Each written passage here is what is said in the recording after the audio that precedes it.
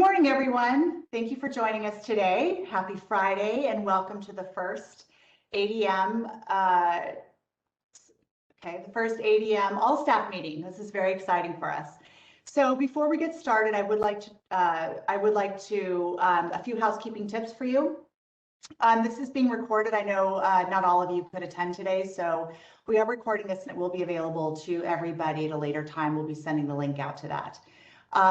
We are not going to be taking Q&A, but if you have questions or thoughts, you're welcome to email the city administrator's email account at city.administrator@sfgov.org. So for a quick overview of the meeting today, we'll be hearing from our new city administrator, Carmen Chu. We'll then provide some updates on new staff joining our team. Then we'll be presenting on some of our department's latest, most exciting highlights, which includes our new 49 South Van Ness Permit Center and our new animal care and control facility, and then also highlighting some of our hard and excellent work done on COVID response and recovery efforts. So, and then after that, we'll be doing the department's pin ceremony to recognize a number of our employees who've been here for decades, literally.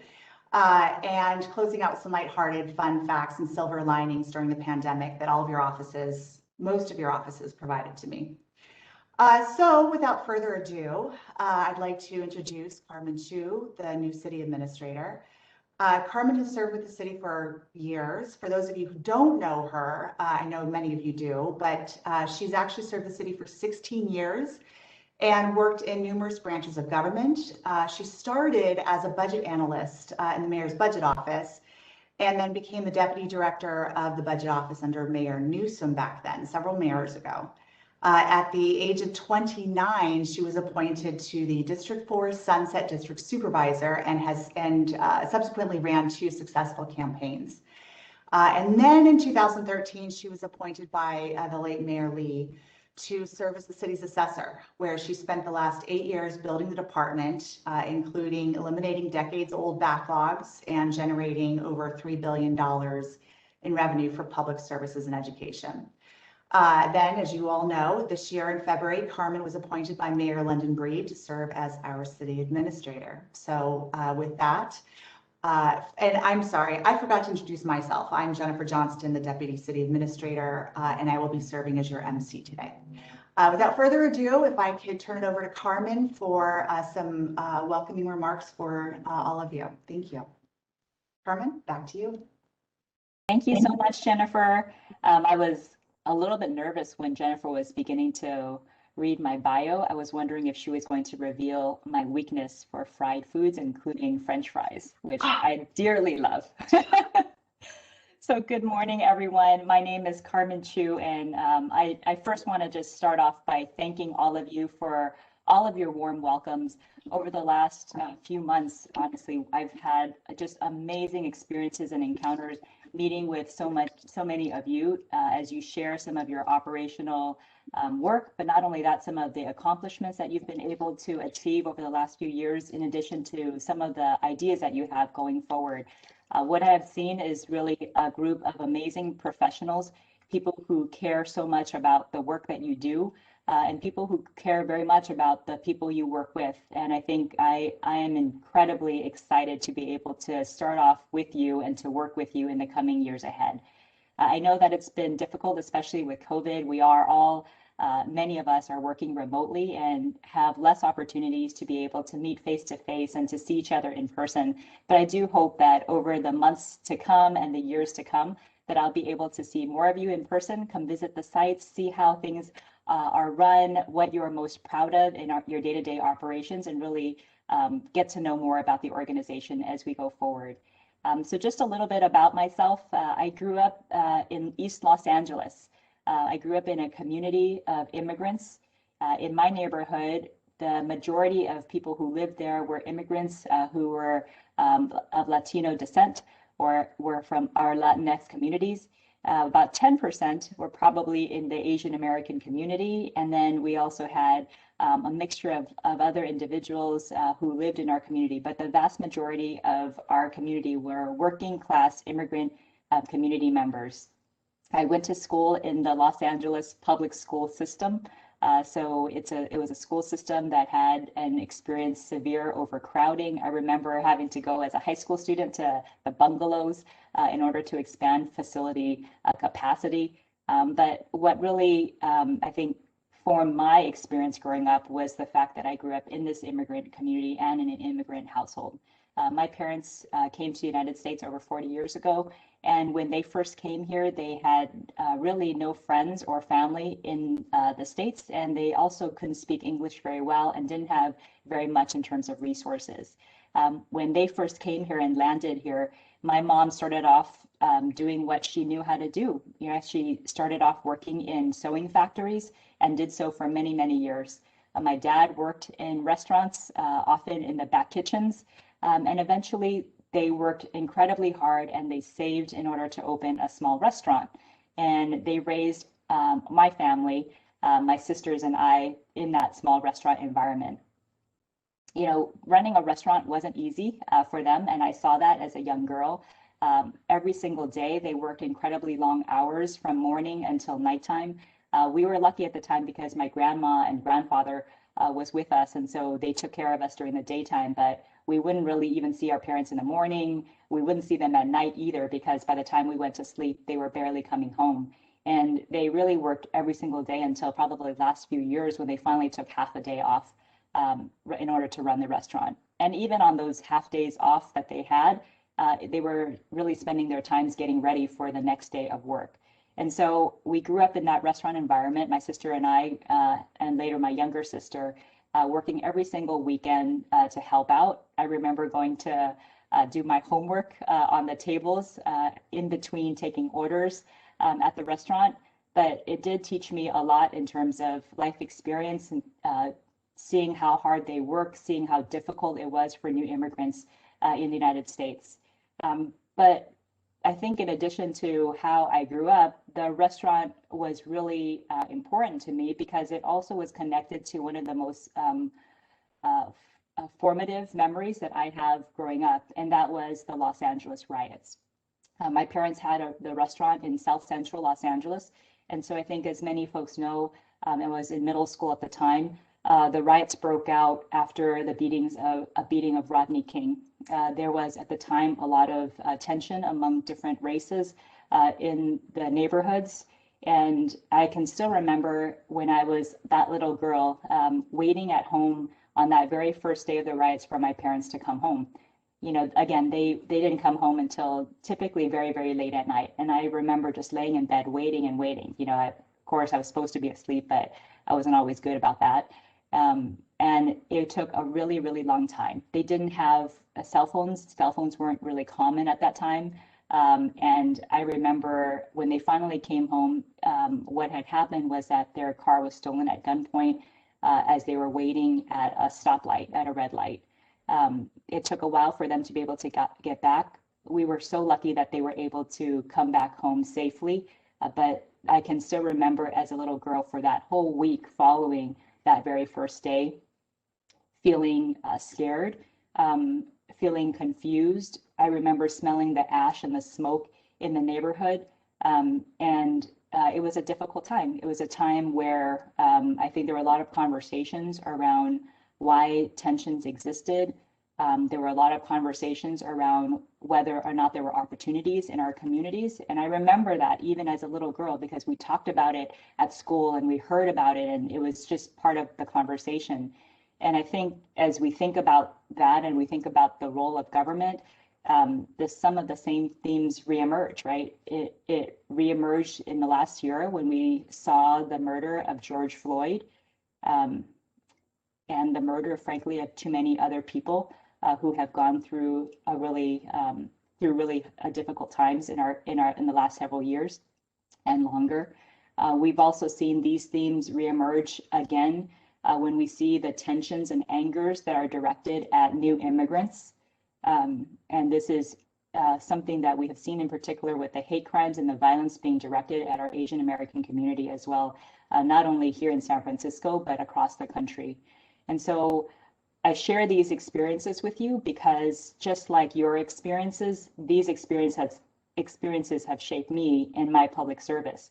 And it didn't matter whether I was a budget analyst, crunching the numbers in the background, whether I was deputy director, whether I was in the board chambers, or as assessor and now as city administrator, because I think no matter what any of these roles were and what my job was, that same foundation, those same principles ground me as a public servant.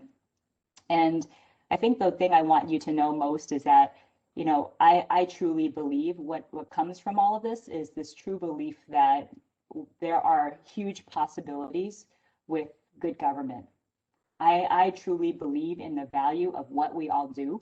I believe that when we do good work, we make a real difference in the lives of people, San Franciscans, first and foremost, but also those who most need our help. I think that in San Francisco, we have the ability to help level the playing field, to help create opportunities, and to be a model for the rest of the country. And so these are all things that I believe firmly because I've seen what that means for my own family. I've seen what we can do when we actually put our mind to it. And so when I think about how I'd like to start my time here with you, I really wanted to share again those principles because, you know, there's those foundations really help us to really set the path forward. And so what does good government mean to me and how do I want to lead as a city administrator? A few big things that are top of mind for me. Number one, I care very much about making sure our government services are accessible to everyone. This is incredibly important. It doesn't matter how you look, where you came from, what your background is, whether you can speak the language or not. I hope that any person who comes to our door, goes to our website, goes to our public counters, have the ability to feel respected and to know that they can seek help and that they can get the resources that they need in order to be able to thrive in our city. That's something that's absolutely fundamental to how I view public service and what I believe good government is about. The second piece that drives me is this fundamental belief that good government means that we are restlessly and endlessly in pursuit of the better. You know, when we worked in the restaurant, my mom always was taking a look at how we can make things work better in the restaurant. We would make sure to fold the napkins with the forks ahead of time so that when it was busy, we didn't have to do that. We can actually just quickly provide that order to someone who's coming in to pick up their food. And they never really were okay with just how things were. They were always trying to figure out, how do I make something work just a little bit more smoothly, a little bit better, make the experience a little bit better for someone who's coming in. And I view that the same way in our public services. We have so many functions within the city administrator's fold, not only that, across the city. And I just can't imagine that there is any one of our organizations that is perfect and that we're doing things exactly as it should be. And I think that self-reflection, being able to say, it's fine what we're doing maybe, but what can I be doing that is better, that reaches out to people more or helps us to do our work a little bit more cohesively? These are the things that I want us to be able to focus on, just making sure that we continue to work, to try to identify what's wrong, not be afraid to identify what's broken, and then really directly try to fix it. The third piece that is very meaningful to me is that good government to me means also leading with integrity. When I became supervisor, it was not under the best of circumstances. It was a situation where a supervisor before me had to be removed from office for a number of reasons. And I remember running in my first election out in the neighborhood and having the label of Asian American politicians being corrupt, having to run against those kinds of biases, those kinds of stereotypes. And the only way that I could combat that, frankly, wasn't to say I'm not that kind of person, but was just to lead with example, to show openness in what I wanted to try to accomplish, and to make sure that we were being transparent about what we were trying to do. And I hope that those are the same principles that you share with me as we begin this journey together as your new city administrator. And finally, another piece, and probably one of the most important pieces of all of what I hope we can do together, in the coming years is to really build our organization and uplift the people of the city administrators team. I truly believe that we are only as strong as the people who are part of our organization. And part of that means making sure that we are mindful of the investments in people that we make, making sure that we are mindful of the opportunities that we provide for people to grow, to expand, to see, and to learn about the work that we do. And so I hope that we can all work together for that common purpose. This is something that is incredibly important to me, and I hope that we can do all of this together.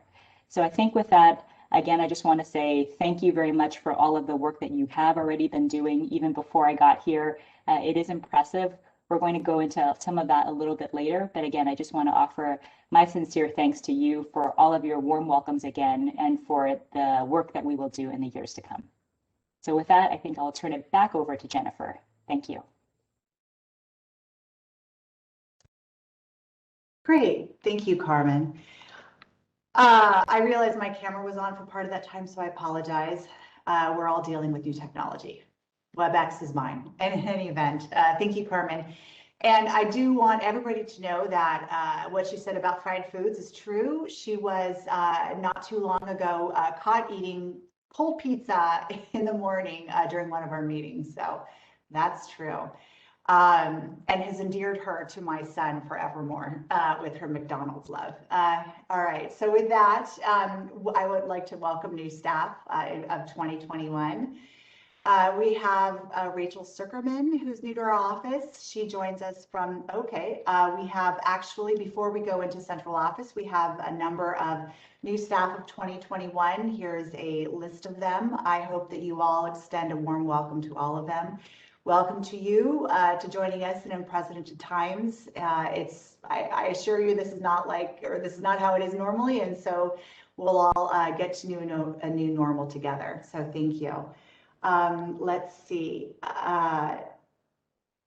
Next, I would like to thank you. New additions to our central office. I'm very excited about this. We have Rachel Zuckerman, who's new to our office. She actually joins us from the city administrator's office. I'm sorry, the assessor's office. She's already part of our team that I'm already like saying she's part of it. I've actually known Rachel for decades. She and I were pregnant together and both working at DHR at the time. So it's really nice to have Rachel back on the same team. So welcome to Rachel Zuckerman.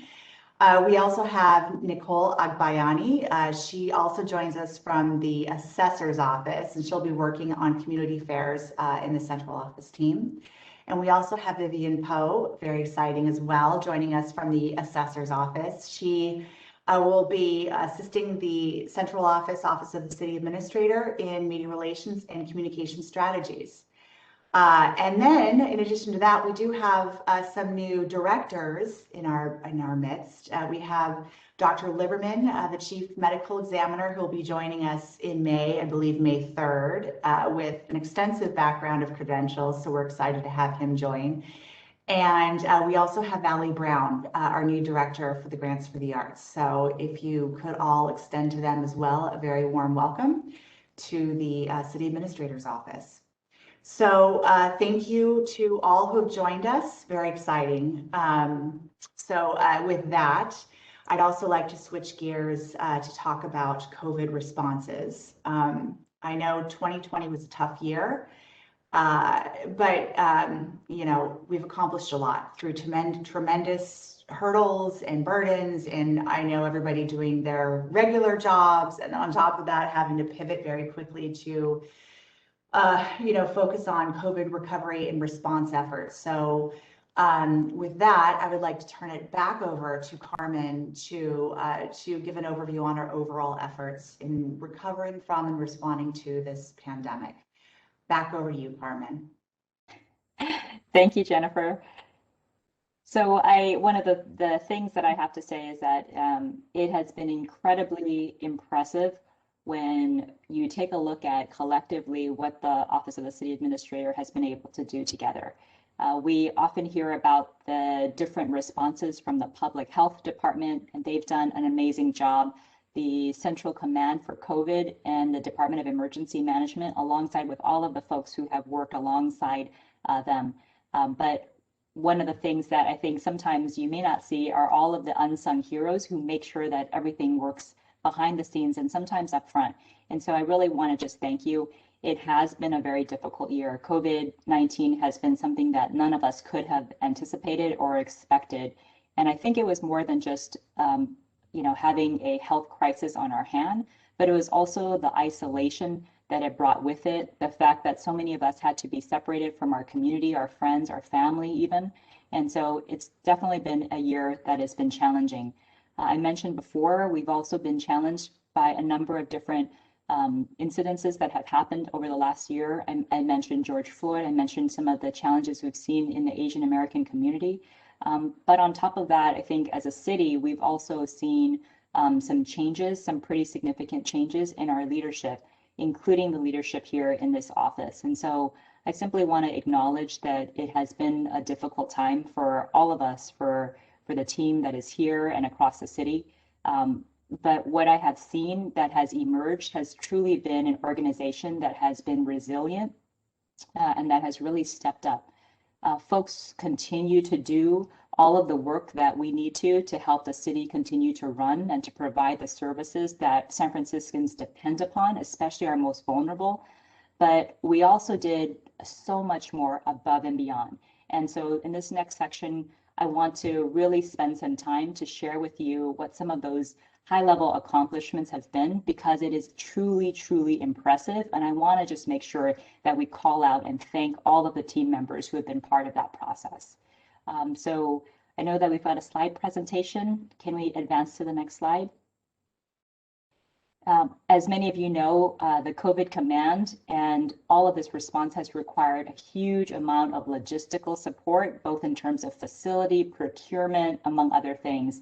And so that's not something that you would not expect in terms of the city administrator's office.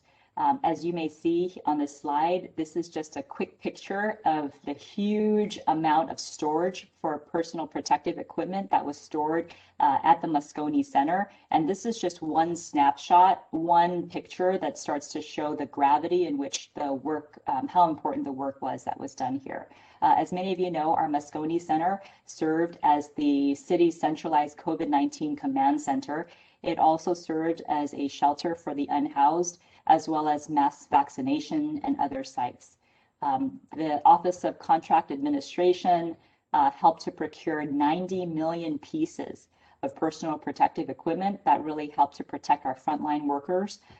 In addition to that, many of our offices that are involved with it, whether it was IT to help set up the initial infrastructure, whether it was central shops and fleet who really helped to make sure that we had vehicles that could be utilized by the CCC, or even our own DO City Hall staff, City Hall event staff, Sam and team, who were able to help coordinate our local city administrators, DOC. We all provided really amazing logistical support in order to support the city's overall response for COVID-19.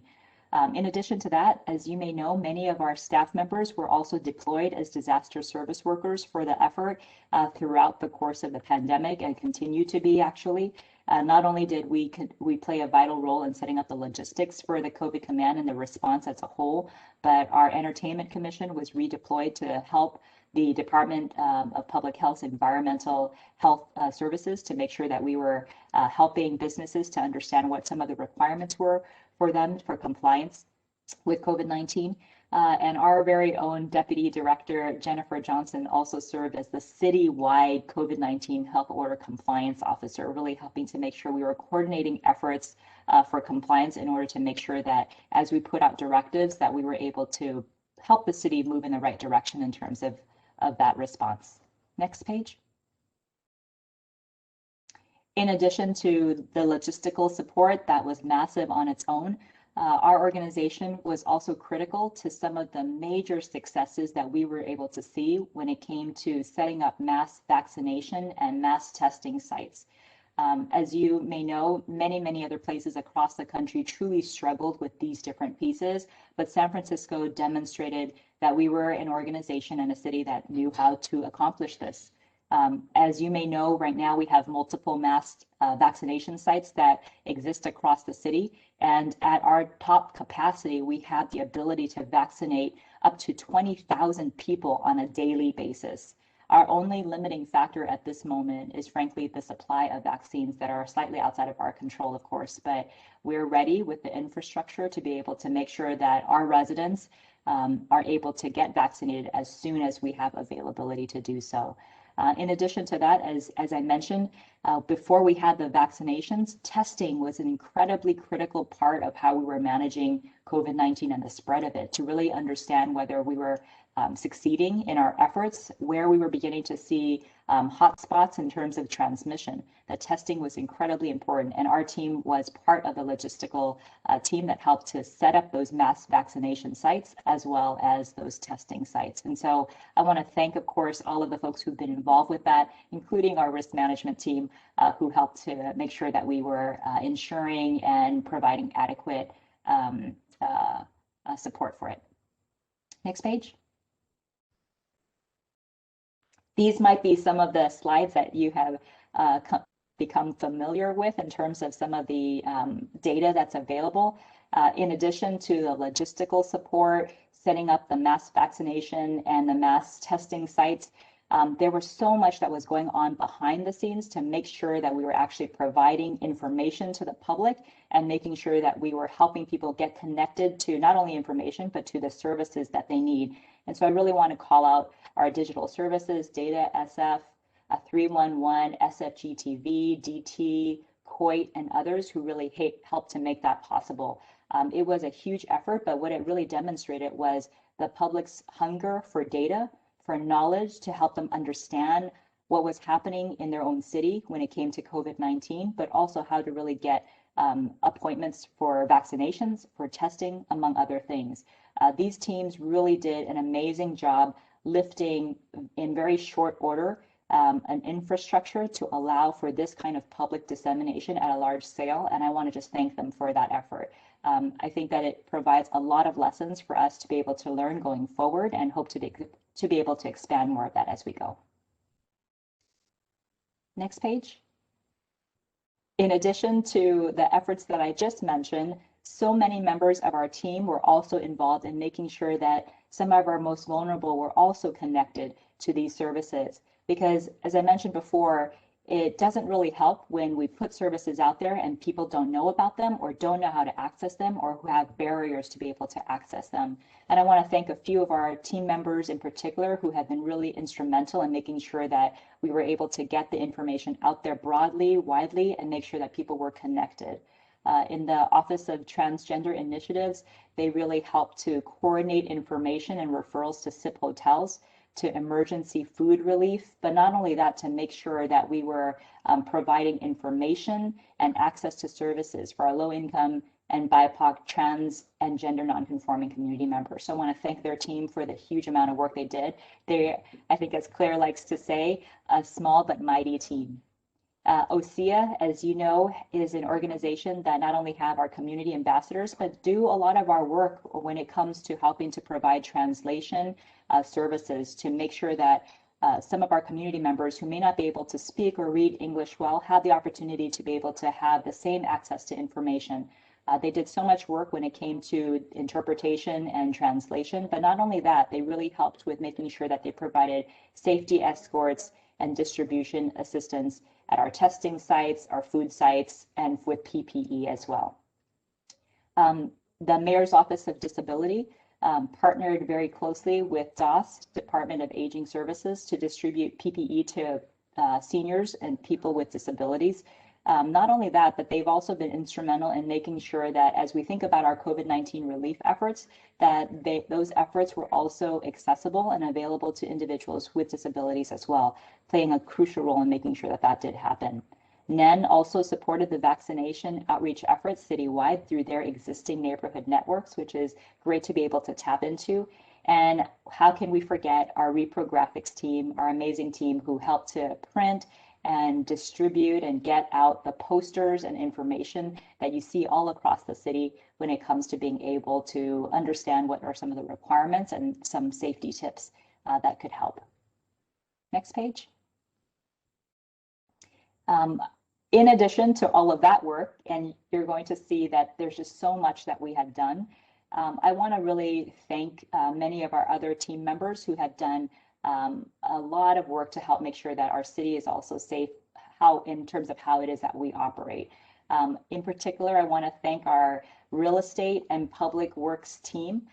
They have been really, really instrumental in making sure all of our facilities remain safe and clean.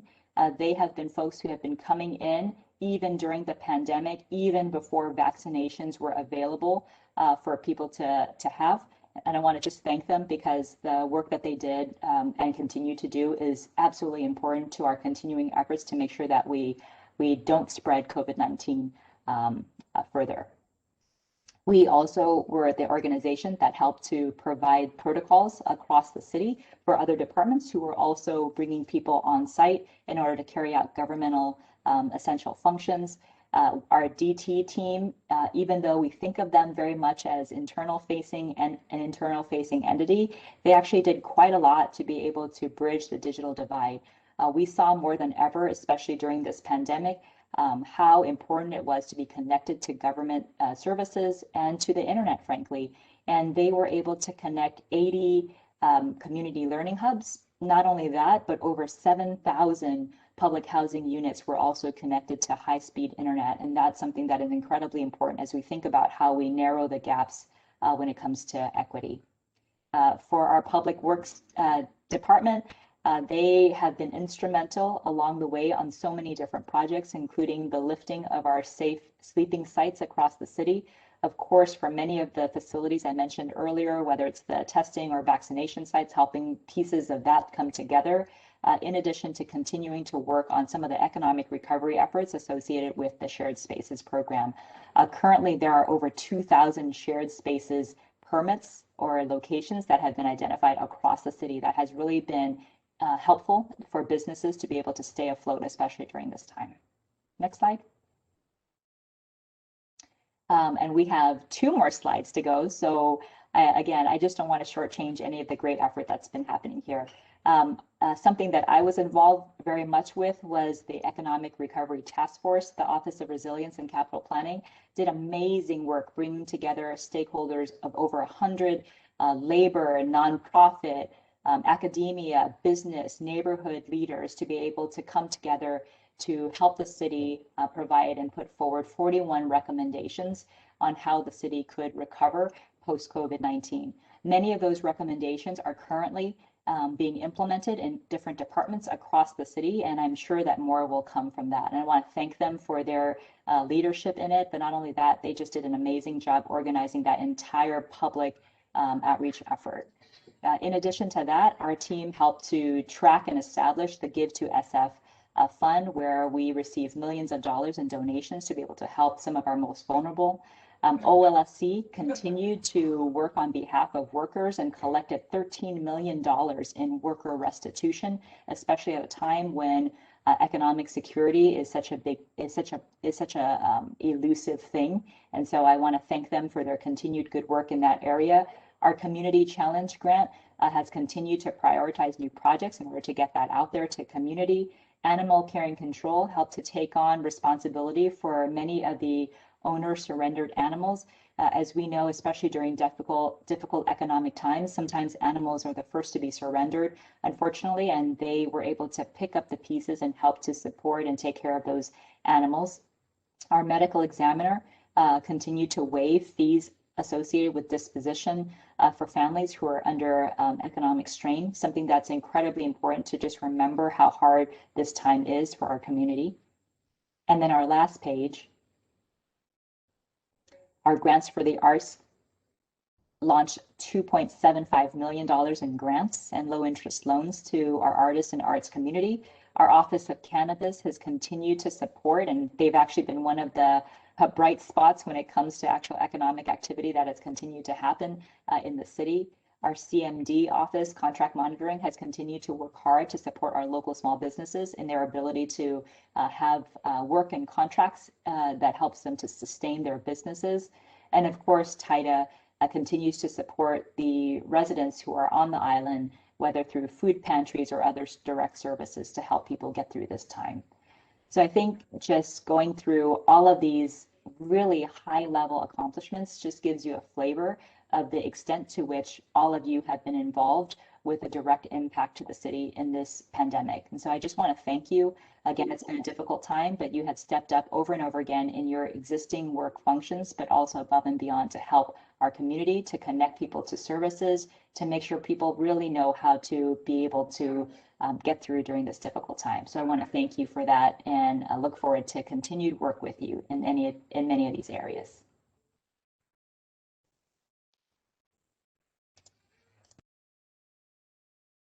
Great. Thank you so much, Carmen. And since I shared a little fun factoid about Carmen, I'll be sharing a fun factoid about our next speaker, Ken Bukowski, to speak on 49 South Van Ness and our new permit center. As many of you know, Ken is my fellow deputy city administrator and the CFO. He enjoys macrame and kite surfing. Over to you, Ken. Ken. Thank you, Jennifer. I'll make sure to save a fun factoid for you at the end of the meeting today. Good morning, everyone. I am excited to have this opportunity to share a few pictures showcasing the city's newest office building at 49 South Van Ness. We can move to the next slide. And I know many of you have not had the opportunity to visit the new building since the shelter in place and many of us working remotely. And so today I just want to walk you through a few slides that shows some of the amazing features there and talk a little bit about the project that has been many years in development. So 49 South Van Ness is a new 16-floor, 564,000 square foot office building, which completed construction in the midst of the COVID-19 pandemic. It's a new home for 1,800 city employees from at least 10 different city departments. The initial planning for this unique public-private partnership began in 2013, and at that time was called Project Chess, given the complex moving pieces which had to fall in place in order for the whole thing to work out, moving so many different departments from so many different locations, including selling 3 other city-owned office buildings in the process to help finance the construction of the new building at 49 South Van Ness. Ultimately, the 7-year process ended with us moving 1,800 employees into the building over several months last summer with full COVID-19 protocols in place, and some people probably still not having had the opportunity to go and unpack their boxes, which are sitting at their workstation at 49. The main service focus of 49 South Van Ness is really permitting activities, from the departments who are tenants in the building to the new 39,000 square foot permit center, which occupies the entire second floor of the building. An important goal of the project was to help create a more streamlined experience for permit center customers, both from the physical perspective and from the digital perspective. In addition to co-locating construction, event, and business permitting activities on the second floor, we also created a new front-end customer service team made up of and managed by the city administrator family and new staff from the city administrator.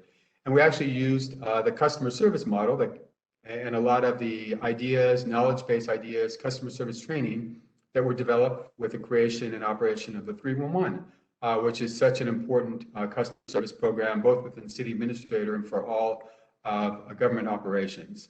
So that model served as the framework for the new customer service team that is now helping lead operations at Permit Center.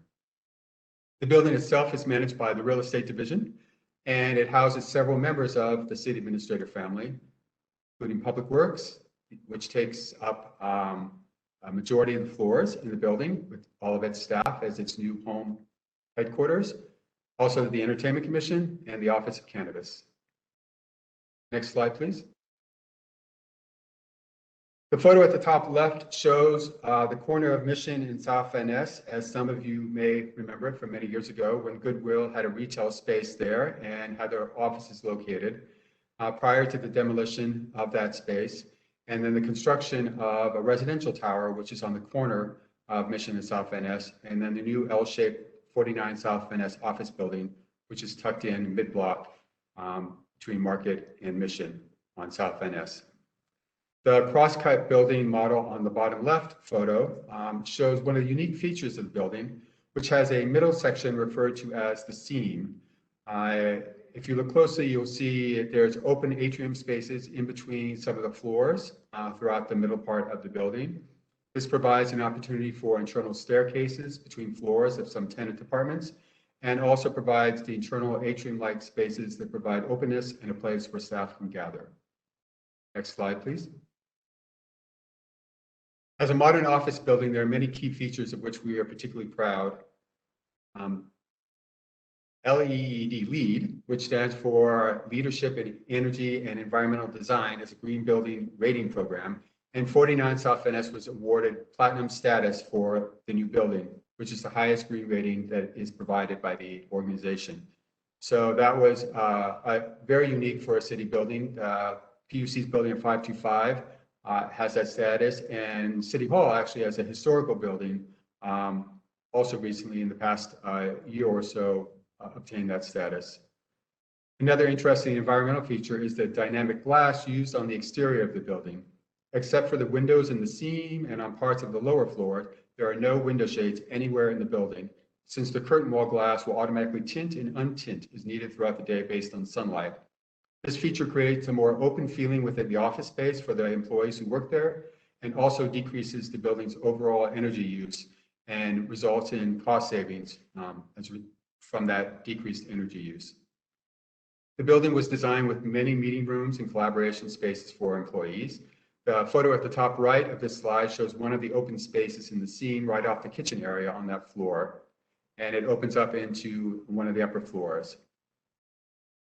The building also has a large conference room, training center on the bottom floor, which can accommodate 100 to 200 individuals at a time. And so it provides a space where many of the tenant departments can both hold all staff meetings as well as group trainings or community meetings, where previously they had a harder time finding space of that size for their needs. In preparation for the near future, when most of the city fleet of vehicles will be electric, the basement parking spaces for city vehicles are all EV ready, and we created a carpool made up of EVs for tenant departments to use. The photo at the bottom shows an example of this EV infrastructure with one of the new EV vehicles we put in place. The building also has other modern amenities, including all gender restrooms throughout it, and a large bike parking room for over 300 bikes, plus shower facilities in the basement. Next slide, please. The photo at the bottom left shows some of the bike racks in the new bike room. The photo at the top left shows a scene you often don't get to see from our tall city office buildings. It's actually the roof of the large towers at 49 South Van Ness, and you can see the solar panels on different parts of the roof, which were installed in partnership with PUC. The photo at the top right is taken from the third floor looking down into the center atrium space, so you can see down to the first floor.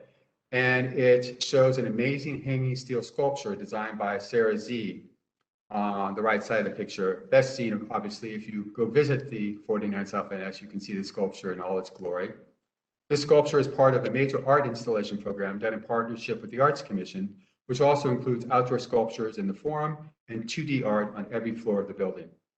The bottom photo shows the glass wall with the city seal fronting South Van Ness. Next slide. There are too many people who have been critical to the success of this project over the past 7 years to name each one. So instead, I will share that staff from the departments listed on this slide were the people who really made it all possible. This was a tremendous collaborative effort that really serves as a model for future city projects. Ending the presentation with this photo, shown on the left, seems fitting since it shows the end of the rainbow falling on the 49 South Van Ness office building. And I know that the project team who worked to bring 49 South Van Ness to fruition feel lucky to have been part of creating this amazing building, which will serve the city for the next 50 years or more. So with that, I thank you for your attention today, and I will hand it back to Jennifer to introduce the next speaker. Thank you so much, Jen. Lovely photo. Next, we'll transition to Virginia Donahue, the Director of Animal Care and Control, to provide us with an overview on their new facility. Before doing so, one fun factoid about Virginia: she has triplets, which means that she is excellent at multitasking, has amazing patience, and has tremendous strength. Next, over to you, Virginia. Thank you. Thanks, Jennifer. I'm not sure the staff feels the same way, but I'll take it. So this is a major milestone for San Francisco's animals. Next slide, please. So next slide. So our team has spent the past 6 years building this beautiful, safe, and healthy new shelter for San Francisco's animals. Next slide. The new shelter is at 1419 Bryant Street, across from Costco. For those of you who are not familiar with what we do, we are where you go when you've lost your pet. We're where you can adopt cats, dogs, reptiles, birds, bunnies, guinea pigs, anything you can think of, we have it. We also are responsible for the enforcement of state and local animal welfare and control laws. We have a custody program for residents of the city who, if they find themselves incarcerated, hospitalized, evicted, victims of domestic violence, we will take their pets for 2 weeks and care for them while they get back on their feet. Next slide, please. We're also responsible for dog licensing. We take in the pets for owners who have to surrender their pets. We perform humane euthanasia for pets who are suffering. And we also have a really robust volunteer program. Pre-pandemic, we had 400 active volunteers who provided 27,000 hours of service. Next slide. I am personally so grateful for the ACC team. We have 50 employees who are dedicated and compassionate and have been here taking care of the animals every single day of the pandemic. We're also grateful to friends of San Francisco ACC, donors, community support. We have a lot of folks who pitched in to make this happen. Next slide. And in particular, our fellow city departments, of course, the city administrator's office, but Public Works designed and supervised construction of the building. Real estate was heavily involved.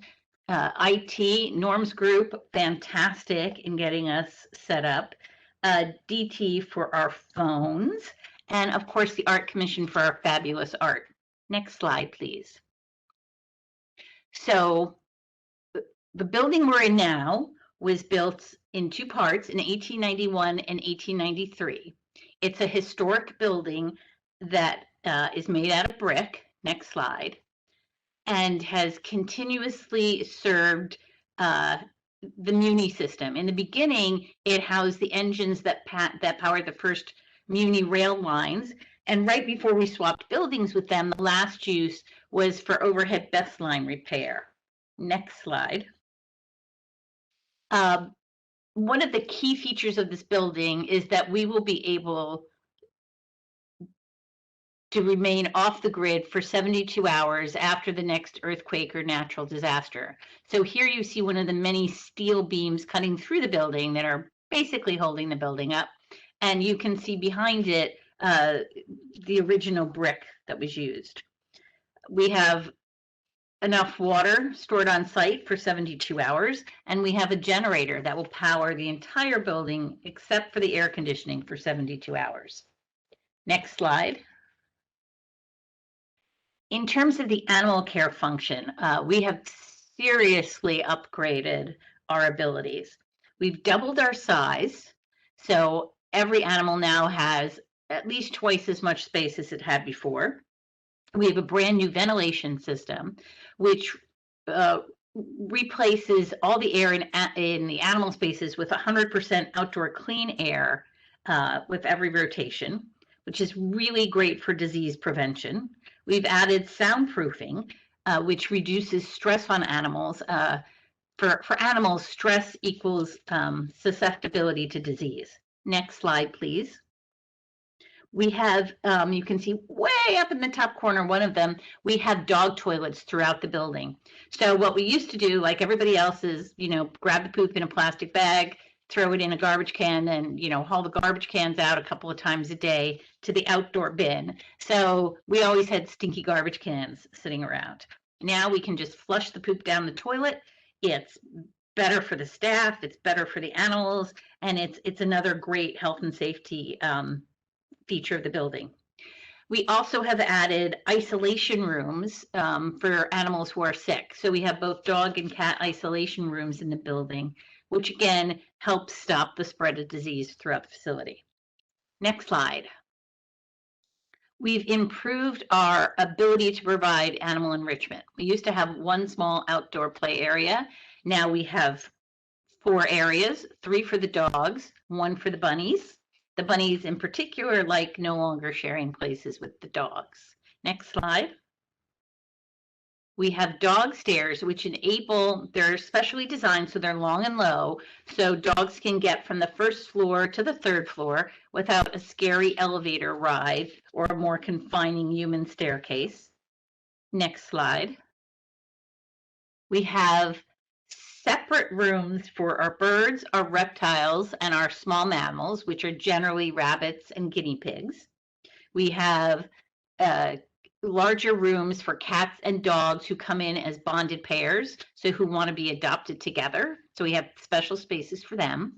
On this wall, you can see some of the fabulous artwork by Fabiana Rodriguez, who is the artist who we're displaying in the facility. Next slide. And we have a beautiful new lobby so that families can come in, look at the animals, sit and talk about what they want to adopt, what animal is right for them, and work on all that paperwork that comes with adoption. But most importantly, it's a comfortable environment to select a new pet. Next slide. So we are thrilled with our new building, and we're looking forward to seeing all of you when it's safe to reopen. Thanks. Back to you, Jennifer. Thank you so much, Virginia. I know where I'm going next. That is such a beautiful facility. No offense to the permit center, of course. And I don't know what you're talking about because my bunnies always like to interact with dogs. Okay, let's see. So next up, all kidding aside, we have our very exciting, our pin ceremony. It's the department's first service pin anniversary that I know of for those who have served the city for decades. I missed it by, I think, 6 months, but next time you'll see me on that list. So introduction to our HR director, Chanda Ikeda. Fun facts about Chanda: she enjoys long walks on the beach and reading the classics like War and Peace. Over to you, Chanda. Thank you, Jennifer. Good afternoon. Good morning, everyone. Happy Friday. I am so excited and humbled to be able to kick off this year's anniversary pin ceremony. Pizza and salad that will be located in the community room. Attention all. If I could ask all the panelists to please mute their microphones. Thank you. And Chanda, we cannot see you. Oh, it's fine. It's just a slide, so I'll stay off. As we have not had an opportunity to celebrate employee work anniversaries in a while, we will be doing things a little bit differently this year, focusing this year's pin ceremony on ADM employees who have 20 or more years of public service in the city and county of San Francisco. The employees recognized today are a wonderful representation of what makes ADM not just a department or a job. They are truly the backbone of our work families. And so before we start the presentation, I did want to take a moment and say thank you and congratulations to employees who celebrated this year their 5, 10, and 15-year work anniversaries. We will make sure to include your pins to your division directors along with all of the others from today's ceremony so that your teams can celebrate together. And so the first group that we will be honoring and celebrating today are employees with 20 to 24 years of service with the city and county of San Francisco. So for this first group, I'll save you all from having to hear me read off the 60 plus names, but please look through the list and you will likely see many familiar names in this group. In pulling together this list of our coworkers, I was impressed by the diversity of this group who represent all of our agencies and divisions and who have brought their experience and expertise to serve the San Franciscans for over 2 decades. Specifically, I do want to recognize a few individuals who will be retiring very shortly. Lynn Kovacic from HR. Many of you know her. You signed all your paperwork with her. And Peter Goldstein from Risk Management. So really want to thank them for all of their work in the city and wish them well in their next adventures.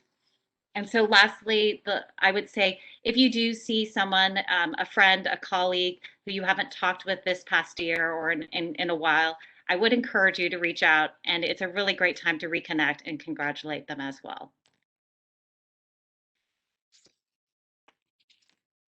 And so thank you and congratulations to employees in the City Administrator's Office who have 20 or more years of service in the City and County of San Francisco.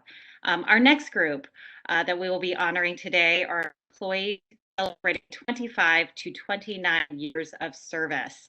So congratulations to Nancy, Juan, Judy, Martha, Francisco, Al, Sonormi, Tina, Gao, Rachel, Mark, Lenita. Next slide, please. Rella, Hume, Kenneth, Elaine, Johnson, Joe, Richard, Lawrence, Wyquen, Sala, Cleveland, and Stanway. So again, thank you all and congratulations. Our next group are employees celebrating 30 plus years. So this is 30 to 34 years of service. So there are 15 of them in all in the city administrator's office. So congratulations to Ada, Nubia, Maria, Julie, Francisco, Kinmon, Galen, Bobby, John, James, Karen, Jerry, Greg, and Jimmy.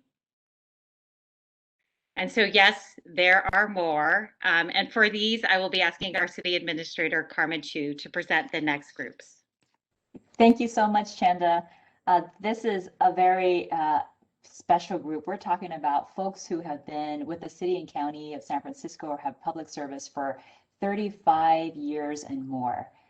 So I want to just be able to recognize these folks and just thank them for their tremendous, tremendous amount of service over such a period of time.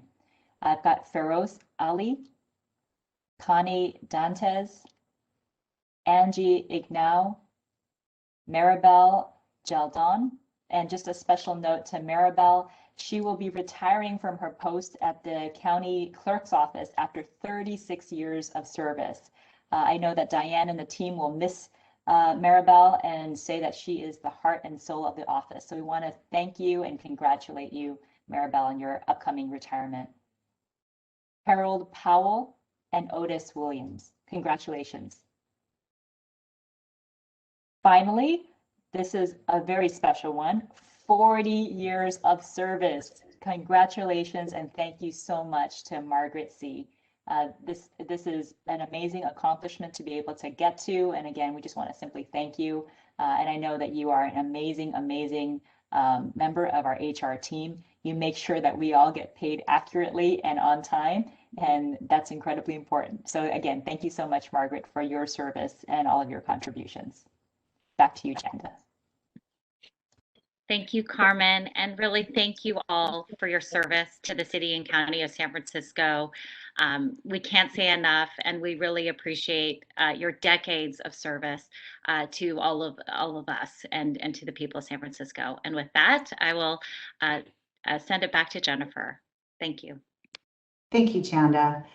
And thank you all for your years of service and dedication. We all really appreciate it. I am going to miss Margaret also and Maribel. And Margaret doesn't realize this, but we're going to make her stay and work for us forever because we cannot bear to part with her. Just kidding. Just kidding, Maribel and Margaret. Okay, one thing I'd like for clarification purposes, I missed the 20-year mark by that much, and I started working for the city when I was 10. Okay, in closing, thank you again for joining us for our first ADM all-staff meeting. I would like to close this out with a number of fun factoids, silver linings that I had asked from each of your offices. For those of you who provided me your fun facts and silver linings, thank you. And to those of you who did not, your directors are going to get a phone call from me with extra homework assignments for the weekend. Okay, fun facts. So 311 throws the best ever bake sales. They are particularly famous for their combined charity campaign bake sale, raising thousands of dollars to various city charity organizations. So honestly, if you hear that they are having their bake sale, I highly recommend it. And obviously they couldn't hold one for last year, but let's hope they're able to do one for next year. Let's see, OLSC received recognition, speaking of combined charities, for the most online donations than any other small office in the city. So congratulations to OLSC. Next up, oh, hi Janda. Okay, next up, since the launch of the COVID Data Hub, Data SF, site traffic increased by 600% compared to the same period last year. That's amazing. And again, as Carmen had indicated earlier, thank you to Data SF for making our COVID numbers and response and recovery stats so transparent to the public. It was really appreciated. Office of the County Clerk has married over 2,500 couples by video over the pandemic. So while some of us were rethinking relationships, others of us were forging them together. So congratulations to the County Clerk's office and all the happy new couples. I was joking about the questioning of our relationships, by the way. Okay, so let's see. If you've ever been to GSAIT's offices, you will know that it is a unique and spectacular space with a huge, gorgeous tree growing in the middle. And it was apparently a former courtroom, and in fact, the only courtroom in City Hall without a judge's chambers, for reasons that I do not feel are appropriate to share in an all-staff meeting, but you are welcome to ask Norm or one of his staff members. Let's see, OSEA's combined staff, this is very interesting as well, speak more than 9 different languages and have visited over 50 countries. And speaking of which, CMD's staff includes immigrants from all continents, minus Australia and Antarctica. They also include an acclaimed actor and singer, a beer brewer, someone who was just recently a new citizen and got to vote for the first time in 2020. It's very exciting. Someone who drove in a presidential motorcade for Bill Clinton, and someone who named their cat, I think ACC will appreciate this, Dolly Parton, Pawton. Isn't that funny? Okay. Let's see what else. OTI is the first trans lead and focused government in office in the county, and the team includes a professional musician, a drag artist and performer, and home bakers. Risk management has a blues harmonica player and a competitive soccer player on their team. And as for the medical examiner's office, their mission doesn't exactly lend itself to fun factoids, but they did all agree that if they were ever in an ADM softball tournament, they could call themselves the Skeletal Remains. Well, maybe that's better as a wrestling name. And they also do have a surfing pathologist. So there's that. That's kind of interesting. All right, silver linings of COVID. We talked about, I know we've gone through a lot of struggles through COVID, but there have been some silver linings for some of us, and it's always important to remember the silver linings. So here we go. Many of you had a lot of comments about hair and clothing. So saving money on things. We've saved money on hair defrizzers and pomades and dry shampoo, thanks to the blur background feature on Teams, which smooths away flyaways. Save money on sunblock, lipstick, breath mints, mouthwash, and toothpaste. Just kidding about the toothpaste, because hopefully we're all still brushing our teeth. And of course, gas and wear and tear on our cars. We've been able to strengthen relationships during these times. For one, we've been able to put a face to the name of someone who we email often, but never get to meet in person. Candidly, I got to know Ben and Jerry's very, very well. Fish food, Cherry Garcia. They didn't call it COVID-19 for nothing. Let's see. Many of us got back in touch with old college friends, and we were able to virtually connect with distant relatives over the holidays, especially those that were not used to virtual platforms before. So that was really great. Got to know our children's school schedules, which was fantastic. And it seems that they're in recess more than half of the time during the day, which is very interesting. Thank goodness that our children are going back to school sooner rather than later. Let's see, we all got to know our spouses better and got to understand that we appreciate them much more as spouses than as coworkers. Let's see, some people got to learn to play new instruments. One of our ADM employees got to play the guitar again, much to their family's chagrin. Let's see. Oh, this is one. Somebody commented that they got to hit the reset button on how often and when they had to spend time with their in-laws. And I assume they meant got to spend time with their in-laws, not had to. Let's see. People learned, I'm certainly one of them, that nearly everything on our bucket list is stupid and or found out that we absolutely hate doing. Can anybody say sourdough starter? Or kombucha SCOBY, or the brewer star, I don't know what that is, and indoor nursery jungles we're all trying to deal with. Well, we found out just how terrifying it can be when the store shelves are absolutely empty, and especially when they're empty of toilet paper. I guess some of us considered buying bidets, which is interesting. Let's see what else. Some of us learned we could go an entire day in the same chair, only walking about 500 feet a day. That would be me as one of those. My son, and I think many others, unfortunately, found that the hairdresser profession is very important, and that many of us, thankfully, did not go into that profession. And my son learned firsthand that sometimes it's a good thing to be in lockdown when your mother is cutting your hair. Let's see, most of us have been able to experience with good and have elevated our culinary games, which is great. One of the other things was being with your family all the time. Somebody submitted, which I think is just lovely. Or maybe they didn't actually indicate if that was a good thing or a bad thing, but I'll assume it was a good thing.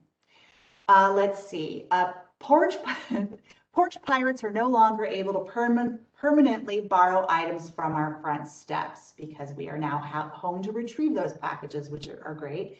But I do assume most of us are spending most of our time shopping locally to support our local small struggling businesses. Let's see, I personally think our ozone got to take a breather, which is funny, but not funny. And thank you to Ken to clarifying what LEED meant. I was not aware of that. So let's see, people no longer have to shake other people's sweaty hands that may or may not have been washed in the relative distant past. You no longer have to worry about your own coffee breath or anybody else's. So there's that, that's good. People saved a lot of time in not having to commute back and forth, so that's good. As I said, a lot of submissions about clothing. New definitions for business casual. Some people found that they could be far more productive in sweatpants than nylons and tennis shoes over high heels or dress shoes, so there's that. A funny one from Repro Mail, I think, wearing a mask makes it a little easier to use public restrooms. And that sums it up. I do want to say, these are very rough, unprecedented times. It's very important to remember self-care. Mental health is extremely important. Be kind to yourselves.